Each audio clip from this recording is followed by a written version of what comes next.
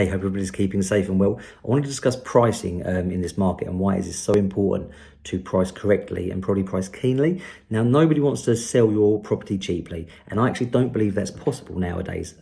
So in the good old days, when I very first started out this job, all we had was the local newspaper. So if you had a cheap house in there and Mr. Smith bought the paper, he would see it and buy the cheap house. Mr. Jones didn't buy the paper, he would never know it existed, and houses could be sold cheaply. Nowadays, with social media, with Rightmove, with Zoopla, with our own website, so many eyeballs are on that property. I don't think it's possible to undersell anything. We will get you seen by thousands of people hyper locally on Facebook and Instagram, locally on Rightmove and the London buyers coming out with Zoopla. So I don't think it's possible to undersell a property.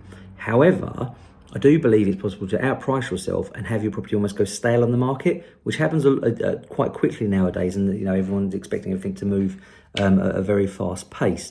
So it is so important to get your property to market, and the way that creates like a competition between buyers. So in the last 2 years, there was loads of competition for properties. That isn't happening as much anymore. So we have to almost artificially create that, and one way is by the price. The real kind of acid test, if you like, is for a property to look attractive to a buyer and think, yes, we want to go and look at that. It's going to feel uncomfortable to you as a seller. So if you get that kind of marketing price and think, oh, I'm not sure about that, that means the buyers are going to be very keen on it. That will mean you'll get more than one buyer. That will mean you should get competition. And also, don't forget, it's an emotional purchase. When someone comes through the property, yes, their head will be saying, I can buy it at that lower price. But if they fall in love with the property, they're going to pay that extra £5,000, £10,000, £15,000 because on a 25-year mortgage, it isn't that much. And if your agent's doing the job properly, they'll prove that they can actually afford that. The last thing you want to do is be on the market for too long or even reducing your property, because then people are going to start saying there's something wrong with that. So the best advice in this market is listen to the agent, get them to show you proof of why they're saying a property is worth that much.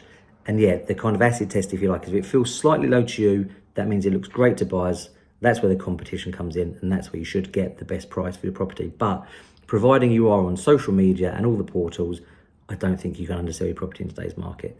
If you have any other questions, want to discuss things any further, please just give me a shout. Thanks.